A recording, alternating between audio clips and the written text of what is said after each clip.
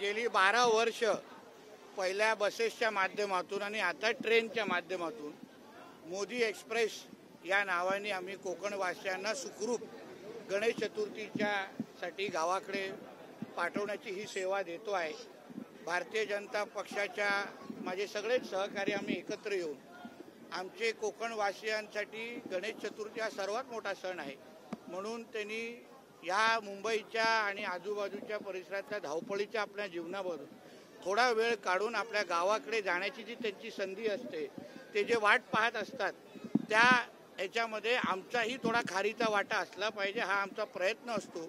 म्हणून ह्या मोदी एक्सप्रेसच्या नावाने आम्ही मोठ्या संख्येने कणकवली विधानसभेचे आमचे बहुतेक जे नागरिक आहेत त्यांना ह्या मोदी एक्सप्रेसच्या मधून बसून सुखरूप नाचत गाचत आम्ही गावाकडे पाठवतो। विधानसभेमध्ये ही एक्सप्रेस सुसाट धावलेली पाहिली, लोकसभेमध्ये तुम्हाला भारतीय जनता पक्ष आणि महायुतीची एक्सप्रेस सुसाटच दिसली। पालघर पासून ते सिंधुदुर्गापर्यंत सगळीकडेच महायुतीच्याच विचाराचे खासदार तुम्हाला निवडून आलेले दिसले। कोकणवासियांनी भारतीय जनता पक्षाला भरभरून प्रतिसाद दिला, मताच्या रूपाने आशीर्वाद दिला आणि असं तेच प्रतिबिंब किंवा दुप्पट खासदारापेक्षाही दुप्पट आमदार आता तुम्हाला येणाऱ्या विधानसभेला महायुतीचे मिळताना दिसतील।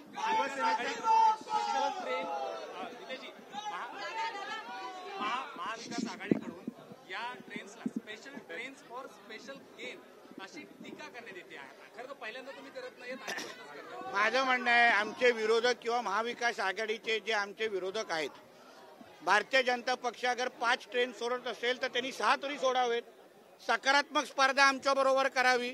नुसतं टीका करून ह्यांची फक्त पोटं भरण्याचं काम हे लोक आतापर्यंत करत आलेले आहेत, पण रस्त्यावर उतरून कोकणवासियांची आणि महाराष्ट्राची सेवा फक्त भारतीय जनता पक्ष आणि महायुतीचेच घटक पक्ष आमचे करतायत। म्हणून या महाविकास आघाडीचे आमच्या नेते मंडळींना पक्षांना सांगेन, जनाची नाही मनाची असेल तर आम्ही ज्या पद्धतीने कोकणवासियांची सेवा करतोय ते करण्याचा प्रयत्न करा, आम्ही तुमचंही कौतुक करू। शेवटी चांगल्याला चांगलं म्हणणं हे माणुसकीचा धर्म आहे, पण आजकाल महाविकास आघाडीच्या लोक टीका सोडून आणि घाणेरडं राजकारण सोडून ज्यांनी छत्रपती शिवरायांना सोडलं नाही तर मग आम्ही तर फार लहान आहोत। बालेकिल्ला म्हणून आहे ते कोकणाकडे वारंवार बघितलं जात होतं आणि अशी देखील एक चर्चा केली जात होती। हो, बालेकिल्ला म्हणजे जिथे एकही खासदार नाही, जिथे एकही आमदार नाही, तो ठाकरेंचा बालेकिल्ला।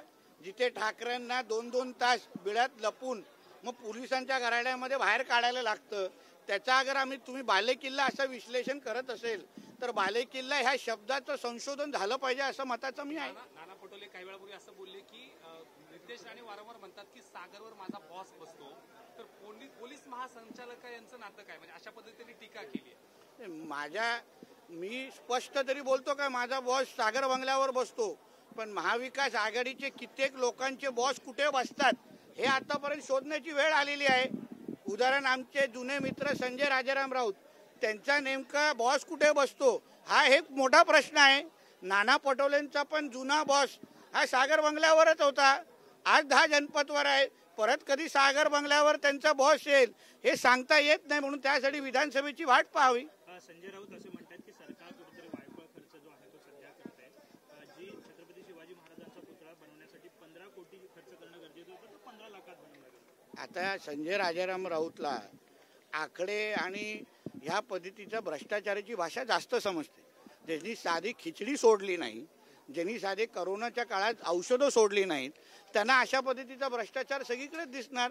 कारण का आजूबाजूला म्हणजे मांडीला मांडी लावणारे म्हणजे काँग्रेसवाले असतील, तुतारीवाले असतील किंवा मशालवाले असतील, सगळे भ्रष्टाचारामध्ये PhD केलेले सगळे लोक आहेत, म्हणून त्यांना काय नवळ आजूबाजूला दिसणार नाही।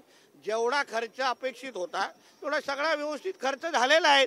आमच्या PWD खातं असेल किंवा नेव्हीमध्ये सगळं पारदर्शक कारभार झालेला आहे। कधी संजय राजाराम राऊतनी वेळ काढून माझ्याकडे घरी येऊन बसले तर सगळे कागदपत्र दाखवतो आणि कागदपत्र दाखवल्यानंतर सुखरूप घरी सोडून एवढी गॅरंटी आहे। मराठवाड्यामध्ये मोठ्या प्रमाणामध्ये पाऊस झालेला आहे, संजय राऊत म्हणतात की इव्हेंटवर खर्च केला जातोय, मात्र शेतकऱ्यांकडे द्यायला यांच्याकडे काय राहिलेलं। जेव्हा यांचं महाविकास आघाडीचं सरकार होतं, जेव्हा ह्याचा स्वतःचा मालक जेव्हा राज्याचा मुख्यमंत्री होता, तेव्हा कोकणात पण असंख्य वादळे आली, तेव्हा एक दमडीही पण या लोकांनी द्यायची हिंमत दाखवली नाही। आमचं महायुतीचं सरकार जेव्हा जेव्हा कुठलंही अशा पद्धतीचं संकट महाराष्ट्रावर आलंय तेव्हा अपेक्षेपेक्षा जास्त पैसे देणारं हे सरकार आहे.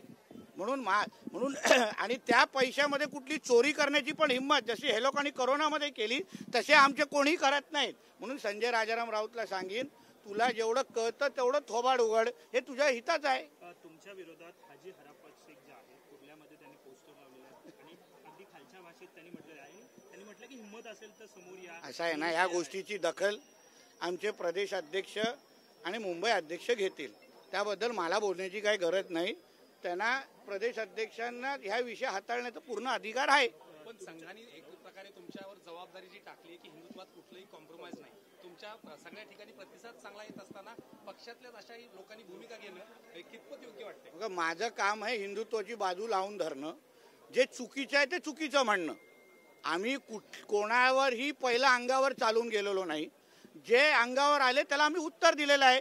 आता त्याबद्दल अगर आमच्या पक्षातले माझे काही सहकाऱ्यांचं वेगळं मत असेल तर आमचे प्रदेश अध्यक्ष आणि वरिष्ठ पातळीचे लोक बघून घेतील. ते डिपार्टमेंट माझं नाही. माझं डिपार्टमेंट आहे हिंदुत्व आणि हिंदू समाजाचं संरक्षण करणं. ती जबाबदारी माझ्यावर आहे आणि मी माझ्या पद्धतीने कुठल्याही पक्षाच्या कार्यकर्ता होण्याच्या अगोदर मी पण स्वतः एक हिंदू आहे आणि म्हणून मी ती माझी भूमिका राबवतोय. शेवटी बघा, मी गुन्हे दाखल होतील या भीतीने माझं हिंदू समाजाच्या बाजू घ्यायला बंद करणार आहे का? ते तर काय होणार नाही. जे आमच्या अंगावर चालून येतील त्यांच्या विरोधात मी बोलणारच. म्हणून ह्यांना कुठेही कितीही गुन्हे दाखल करून दे, मी माझ्या धर्मासाठी जेवढा आवाज उचलायचा आहे, जेवढा आक्रमक व्हायचं मी आक्रमक ह्या पुढेही होणार. शरद पवारांनी एक वक्तव्य केलेलं आहे की संख्याबळ जे आहे ते महत्वाचं असणार आहे मुख्यमंत्री पदासाठी, तेव्हा जे आहे ते ठरेल कुठल्या पक्षाचा मुख्यमंत्री असेल. हो, म्हणजे म्हणतात की जाहीर करा चेहरा. हो, म्हणजे उद्धव ठाकरेची लायकी दाखवून दिलेली आहे अप्रत्यक्षपणे. उद्धव ठाकरे जे दिल्लीला गेले म्हणजे नुसतं मुजरा करायचा राहिलेला, बाकी सगळे कार्यक्रम करून आलेले होते मुख्यमंत्री पदासाठी. आता पण ज्या आरती पवार साहेबांचे सारखे ज्येष्ठ महाविकास आघाडीच्या नेतृत्वाने अगर अशी भूमिका घेतली तर उद्धव ठाकरेचं दुकान मुख्यमंत्री संदर्भात कायमस्वरूपी बंद झालेलं आहे.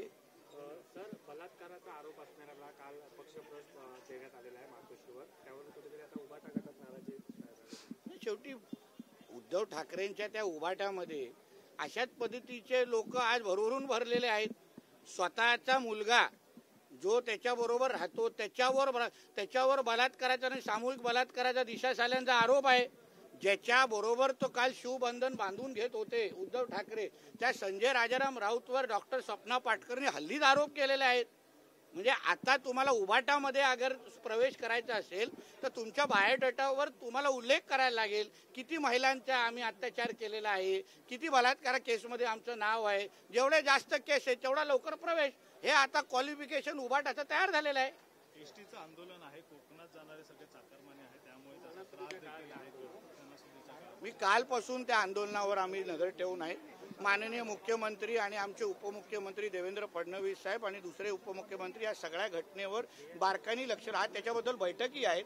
आमचे गोपीचंद पडळकर असतो, आमचे सदाभाऊ खोत असो, हे सगळ्या जणांनी एसटी कामगारांची बाजू लावून धरलेली आहे. मला विश्वास आहे येणाऱ्या काही तासामध्ये दिवसांमध्ये एसटी कर्मचाऱ्यांच्या मनाप्रमाणे गोड बातमी येईल आणि त्यांनाही गणपती बाप्पा मोरया बोलण्याची संधी भेटेल. एक बातमी समोर आलेली आहे, भाजपचा मुख्यमंत्री व्हावा यासाठी संघाने आता नवनवीन रणनीती जी आहे ती आखलेली आहे आणि तसे प्रयत्न जे आहे ते संघ मैदानात उतरला. शेवटी बघा, ही वरिष्ठ पातळीची रणनीती आहे. तुम्ही एका छोट्या कार्यकर्त्याला तो प्रश्न विचारू नये असं माझं मत आहे.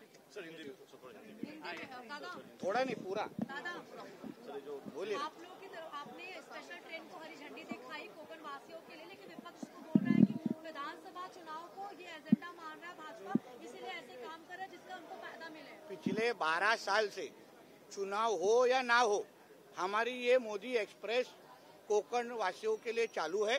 चुनाव ये साल में आया है, पिछले साल चुनाव था क्या, उसके पहले साल चुनाव था क्या? तो मेरा इतना ही बोलना है कि महाविकास आघाड़ी के जो हमारे विरोधक है, जो अपोजिशन है, वो खुद ने एक भी ट्रेन छोड़ी नहीं है. सादा एक आदमी को बस स्टॉप पे भी जाके खड़ा किया नहीं है उन्होंने. तो वो क्या हम लोग के ऊपर टीका करेंगे? अगर भारतीय जनता पक्ष ने अगर एक ट्रेन छोड़ी है तो उन्होंने 2 ट्रेन छोड़ के दिखाने की हिम्मत दिखानी चाहिए. इतना जो भ्रष्टाचार सालों साल कांग्रेस गवर्नमेंट के माध्यम से हुआ है, वो पैसा गया किधर है? राहुल गांधी के इटालियन ट्रिप पे। तो इससे अच्छा अगर हम पे टीका करने के बजाय चलो भारतीय जनता पक्ष ने एक ट्रेन छोड़ा है ना, तो हम 2 ट्रेन छोड़ के दिखाएंगे। ऐसी अगर कंपटीशन हमारे साथ लगाएंगे तो लोगों का उसको फायदा होगा। विपक्ष का सीधे तौर पर आरोप है कि जब से राज्य में बीजेपी की महायुति की सरकार आई है तब से भ्रष्टाचार बढ़ा है और अपराध ज्यादा महाराष्ट्र में बढ़े हैं, लड़कियां सेफ नहीं है। जो बोलने वाले, आरोप करने वाले महाविकास आघाड़ी के लोग हैं, थोड़ा अगर आप उनका कैरेक्टर का पोस्टमार्टम करेंगे तो हर एक के ऊपर खिचड़ी से लेके महिला भ्रष्टाचार के आरोप है। आप किसी का भी नाम लीजिए, हम उनका बायोडाटा आपको बता सकते। तो ये जो हम पे आरोप करने वाले लोग हैं वो खुद कीचड़ में खड़े हैं, खुद उनके इंक्वायरी शुरू है। बहुत लोग बेल के ऊपर बाहर है, और बेल के ऊपर बाहर आने वाले लोग अगर हमारे ऊपर भ्रष्टाचार और महिला अत्याचार के आरोप करते होंगे ना, तो ये किसी को भी महाराष्ट्र की जनता को मान्य नहीं है। जो बोलने वाले लोग हैं, पहले उन्होंने हमारे माता भगिनों ने, हमारे महिलाओं को सही नजर से देखना चाहिए और फिर बाकी लोगों के ऊपर बोलना चाहिए। नहीं, देखिए ऐसा है, FIR कितने भी हो, मैं अपने भूमिका के ऊपर ठाम हूँ। जो बोला वो एक्शन टू रिएक्शन था। हमारे ऊपर पहले अगर सर तन से जुदा के नारे लगे, उसके ऊपर हम लोग ने, हमारा हिंदू समाज बन के रिएक्शन दिया है। हम कभी किसी के ऊपर पहले चल के नहीं गए। तो इसलिए जितने FIR होना है होने दीजिए। मैं हिंदू धर्म के लिए मेरे भूमिका के ऊपर ठाम हूँ, उसमें कोई बदल नहीं। कानून को लेकर विपक्ष का कहना है कि उसे राज्य में लागू किया क्या, कौन सा शक्ति विधेयक, जो कि अभी तक लागू नहीं। तो जब भी उनकी 2.5 साल की सरकार थी तो शक्ति कायदा क्यों नहीं लाया? और मैं इतने आत्मविश्वास से कह सकता हूँ, जितनी सुरक्षित माता भगिनी हमारी महिला हमारे सरकार के अंदर है, वो किसके भी नहीं है। और जिस दिन शक्ति कायदा पहला लागू होगा, सबसे पहली अरेस्ट ये आदित्य ठाकरे और संजय राउत की हो जाएगी। ST स्ट्राइक के बारे में हमारी सरकार, कल भी उन्होंने ST कामगारों के संगठन जो है, जिसको लीड हमारे गोपीचंद पडळकर और हमारे सदाभाई खोत कर रहे हैं, उसके बारे में भी आज CM और हमारे दोनों DCM मीटिंग ले रहे हैं। मुझे विश्वास है जल्दी से जल्दी जो ST कर्मचारियों की मांग है वो पूरी होगी और उनको भी गणपति बप्पा मोरया बोलने की संधी मिलेगी। बघा, शक्ती कायदा हा 2.5 वर्षाच्या महाविकास आघाडीच्या काळात हे लोक आणू शकले नव्हते, कारण का ह्यांच्या सरकारमध्येच शक्ती कपूर खूप भरलेले, तेव्हा भरभरून शक्ती कपूर आणि गुलशन ग्रोवर भरलेले। आता लवकरच शक्ती कायदा जेव्हा आणण्यात येईल ना, सर्वात पहिली अटक ही आदित्य ठाकरे आणि भांडूपच्या देवानंदची होईल।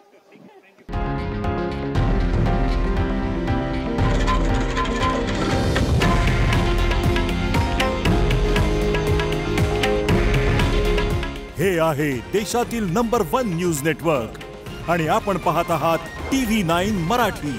काळजी तुमची, हित महाराष्ट्राचं।